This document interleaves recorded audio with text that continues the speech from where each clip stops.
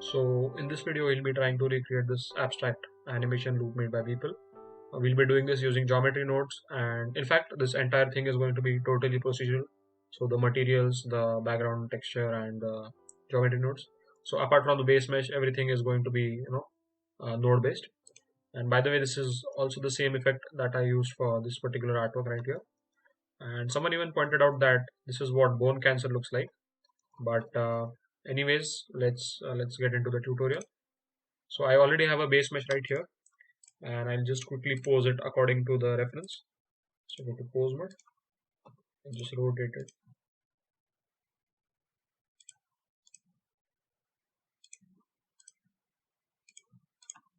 Yeah, I think that looks good enough. Back to object mode, and I'll hide this armature. Now what we need to do is select the area that we want the effect to be in. So I'll just go to wireframe mode and select her head. Make sure you get some part of the shoulder as well, because we want the effect to take place there as well. So I think this is good enough.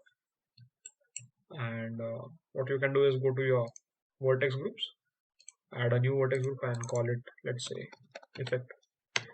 Make sure that the weight is set to 1 and then click on assign. While we're at it, also give it a new material and we'll call this body. We'll change this later, just keep it there right now. And now we can move on to our geometry nodes. So here I'll just give it a new setup, drag this here. The first thing we need to do is add some points. So we'll distribute points on faces and give it a lot of points. So we'll go with something like 50,000. And now, as you can see, it is distributing points on the entire body. So what we can do is we can isolate the selection, drag it right here, and then go back to your layout. And here in the modifiers, click on this button right here. And here you can select your effects. Now you can see that the points are, isolated towards only the region that we selected. Back to geometry nodes now. We can combine this with our original mesh. So join geometry and plug this back in here. The next thing we can do is we can create some instances. So instances on points. Yeah, that one. And I'll grab a cube. So plug the mesh into the instance. And it's quite huge right now. So I'll just scale it down. I'll set this to something like 0.005 and this one to 0.5. Again, it's still pretty big. So what we can do is we can add in a noise texture and we can control the scale with that. And it is not doing much right now. So let's give it a color ramp. And with that, we'll also give it a math node to multiply the effect. So this to multiply and give it something like 3. Now what we can do is set this to ease and we can start dragging this towards the other side. And we can even add a few more stops in between. And now we can play with the effect however we want. So maybe one more stop right here.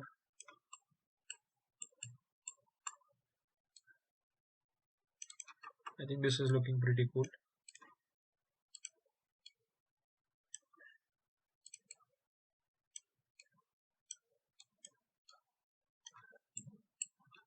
Yeah, this is quite good, I think. Let me see.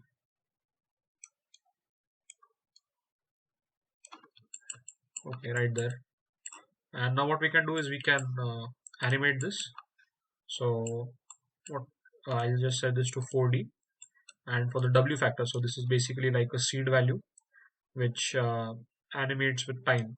So we can animate this using our frame number. So just use hashtag frame and divide this by something like, maybe I'll go with 800. So the higher this number, the slower the animation is going to be. So you can adjust this accordingly.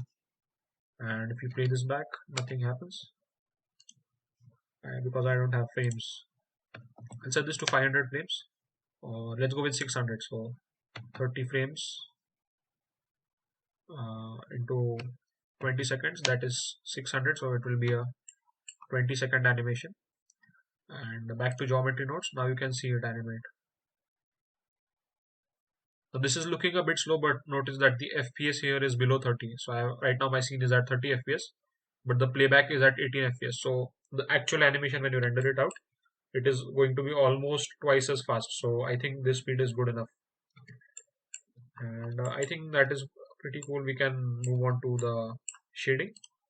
So let's go to our shader editor and let's see how it looks right now. First thing, make sure you're in EV. So right now I'm in cycles. Just go to EV and make sure you have all these boxes checked. So ambient occlusion, bloom, subsurface. Okay, you don't need subsurface, screen space, and motion blur.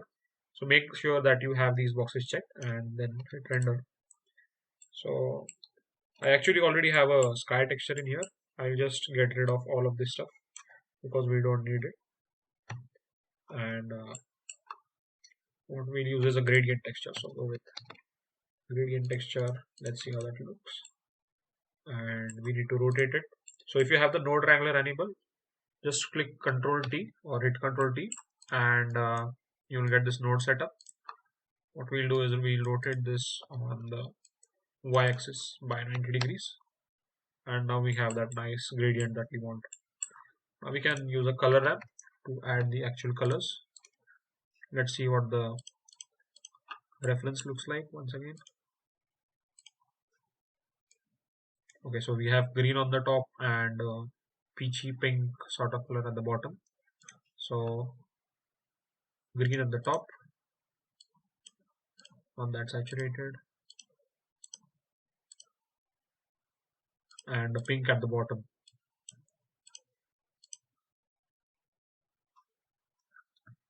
I think that is quite good. Maybe we can make this a little bit more saturated for the green.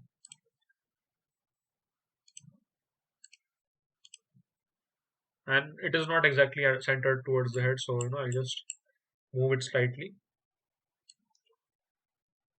bring it down so that it is at the head level, the gradient fall off somewhere near the close to the head. And what I want is I don't want the entire all these colors to affect our mesh. So what I'll do is I'll just use background text, background shader, plug that in, and I'll use another one, but this time I'll change the saturation. So bring in a hue saturation node, plug this color into this, and we can reduce the saturation to 0.5, then the value bring it down to 0.5, and plug this into the background. And now we can mix these two. So go to mix shader. This one goes here and this one goes here, and I'll use a light path node. Is camera ray goes into the factor, and I'll just hide this. So what this does basically, okay, it's upside down. So what this does is that this is being used, the bottom part is being used to give us the actual lighting, so the actual effect that we are getting on the mesh. And then this, whatever goes on top, okay, no, whatever goes on top is being used for the actual lighting, and whatever goes in the bottom is the thing that we see in our viewport. So that's how this camera and thing works, and you can also use this for meshes. And I think that's it for the background texture. Now we can move on to the shading for this particular mesh. So go to object and I'll give this some sort of a beige color. Reduce the saturation.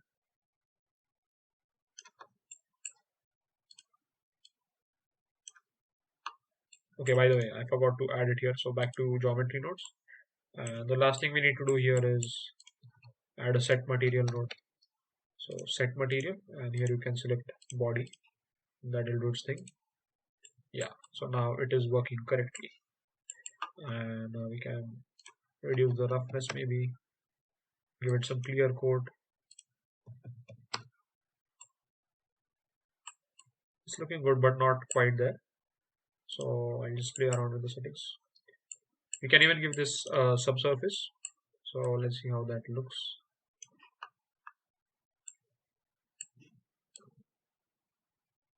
Okay, that is making it very translucent. So what we can do is we can control this using a layer weight node. So plug the funnel into the subsurface, and this goes into the surface, and we'll use a color ramp, right? A color ramp to control how how strong this effect is. Set this to ease,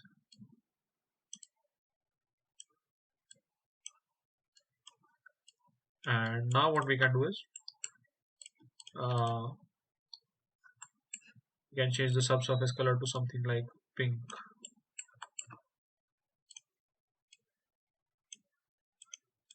Reduce the saturation,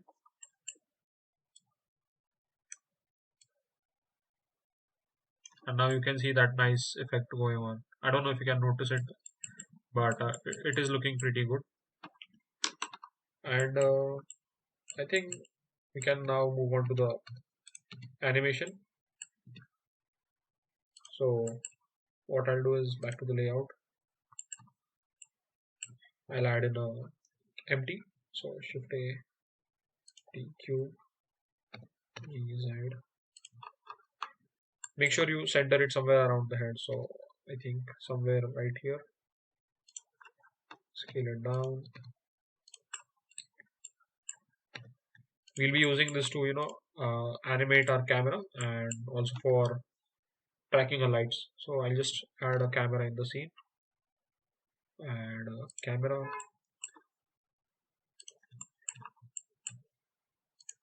And let's go Control Alt 0. Make sure that this is a square aspect ratio. So 1080 by 1080.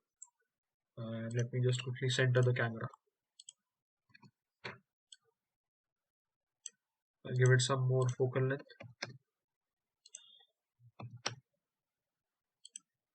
And bring it back. Move it down and make it point upwards.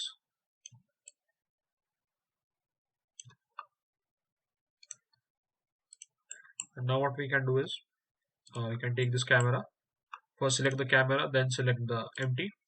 Control P, object, and now the empty selected, just go here, I for insert keyframe, then on the last frame set the Z value to 360 and insert keyframe, and that should do it. Right now it's set to Bezier, so it's not moving properly. So just select all your keyframes pressing A, right click and keyframe type. Okay, interpolation mode to linear, and now it should work the way we want it to work.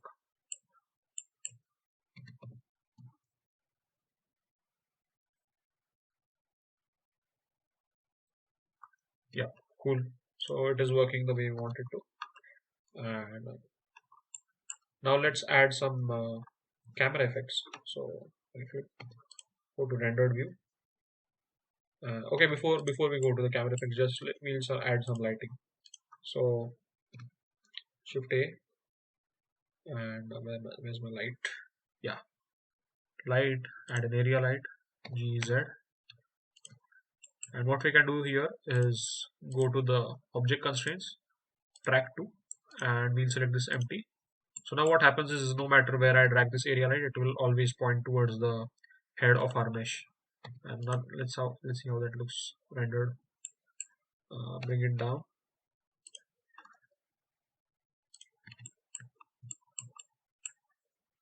Bit too strong, I guess. I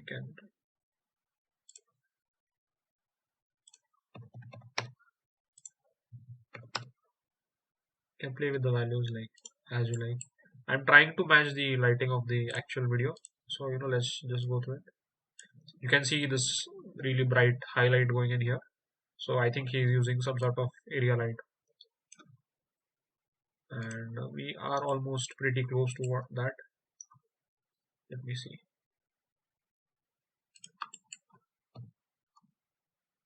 Yeah, okay, maybe reduce the size and even the strength.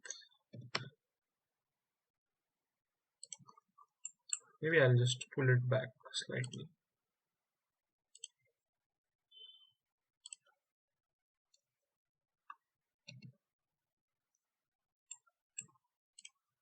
And what we can also do is to make this look better.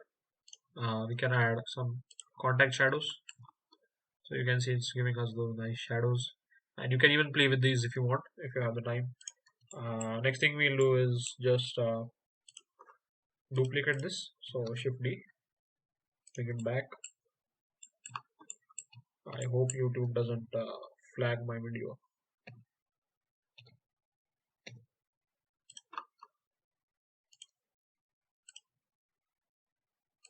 Okay, this one.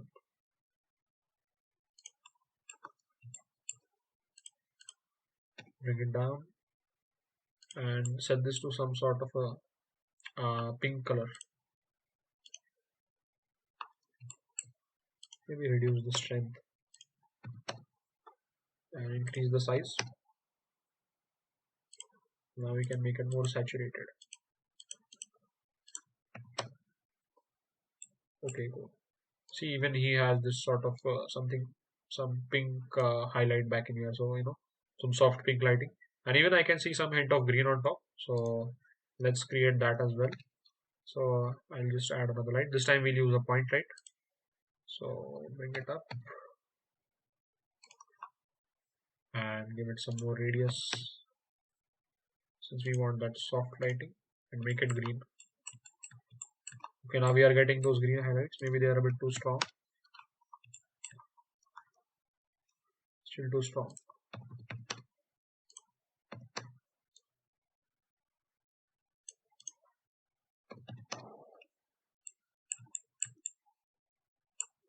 I think this is looking good.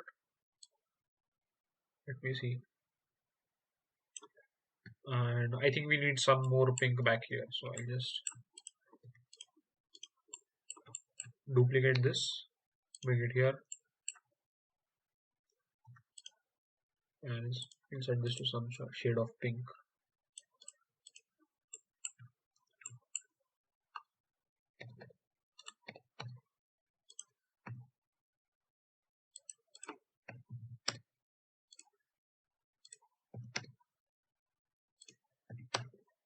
Yeah, pretty good. Is it really affecting it that much? But maybe this one needs to be smaller. Some more highlights. I think it is blowing out the image. Yeah, I think this should work good. And now what we can do is we can play around with the camera. So I'll select this, enable depth of field. And nice hack for figuring out the distance is set the f-stop to something very low and change the focus distance to 1 and just start moving forward from 1 or maybe moving backwards until you see this harsh boundary. I don't know if you can notice it, but I can see some there is a sort of a boundary going on here, like all objects behind and after this particular boundary are blurred. So you can use this to find a perfect the sweet spot. I think this will work for me. 0.63 meters. And now I'll bring up the f-stop to something like 4 or maybe even 5. So that should work in all directions. If we have centered our, so that's why I told you to center this cube or this empty around the head so that even our camera is properly centered around the head. So now we have this thing going on. Looks pretty good. What are we missing? I can even notice some particles, these tiny particles going around in the background. So I think we can add these as well. Let's use an icosphere for that. So Shift A, mesh, and go to icosphere. Bring it up, and okay, this should be good. Back to the shading tab. I'll give this something new, and what we'll do is we need some circles. So I'll use a Voronoi texture and process this through a color ramp. Maybe we need some more scale, and here we go. Flip this. Set this to constant or maybe cardinal, and we have nice circle thingies going on. We don't need that many, so yeah, these many should be enough. And what we can do is the same thing, use this color ramp to plug it to the alpha, and it is doing nothing. So go to your material settings. This only works in EV. In cycles, you don't have to worry about this. Set this to alpha blend, and even this to alpha hashed. And now you can see it has turned into a transparent object. And we'll give this a pink color again, maybe more pink. Let's see how this looks in our camera. So they're quite huge. Let's make them smaller, and we can even rotate these along the direction of the camera. Or do we need to? Yeah, we need to rotate this. So we'll animate this also. And where's my animation? Okay, RZ.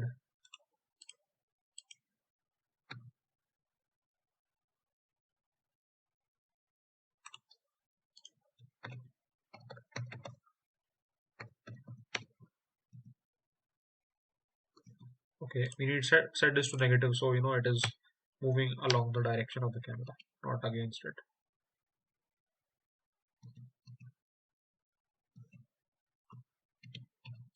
Let's see how fast that is. Maybe even faster. Minus 25.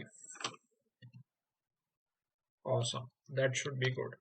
And now what we can do is we can head over to the compositor. So I'll just quickly render out a frame that I think looks cool.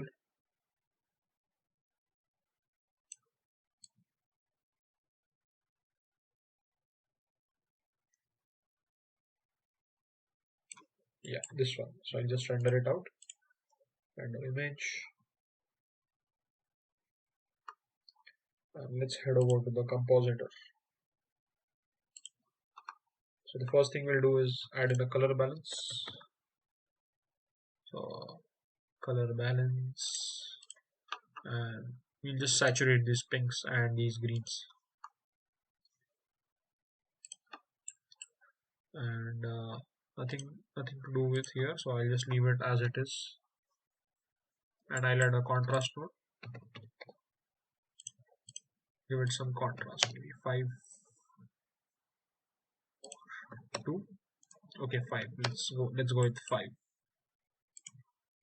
Make this even more saturated. I think the green is not showing up really well, so back to the shading and world. Maybe we need to change the location of this gradient. Yeah, now it should work. And even for this icosphere, let's make them even smaller.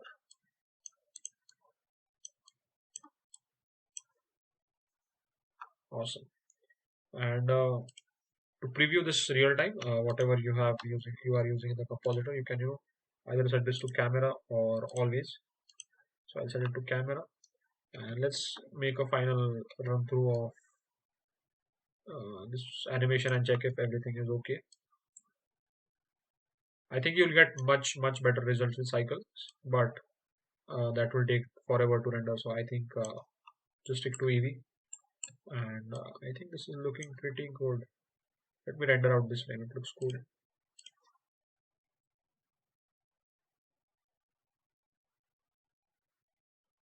And like always, I forgot to plug this in. Yeah, looking cool. I'll reduce the depth of field. I mean, increase the depth of field rather. Where's my camera? Where is my camera? Yeah, right there. And set this to something like 4. Make it more aggressive. And one more thing that we can do is, we can add some manipulation to the seed value. So in the W,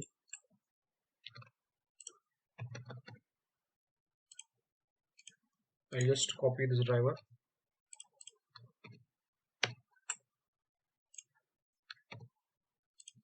hashtag thing, and I'll delete this one. So delete driver,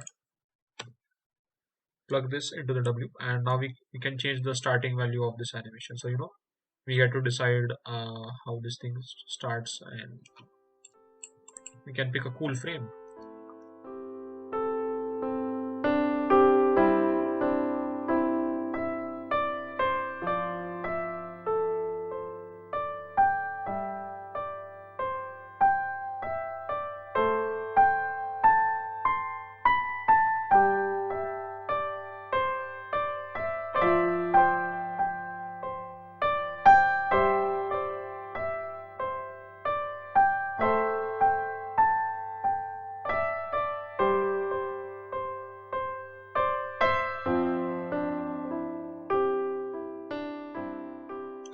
Yeah, this is looking quite good. And I think our camera is a bit too low than what it should be. So I'll just quickly bring up my camera and yeah, save it real quick. And I think that's done. I'll render this out, and this would be the animation that you see at the beginning of the video. And that's it. That's for it for the video. If you learned something new or if you really enjoyed my video, make sure you hit the like button. Make sure you subscribe. And if you have any feedback or any suggestions, you can just put them down in the comments.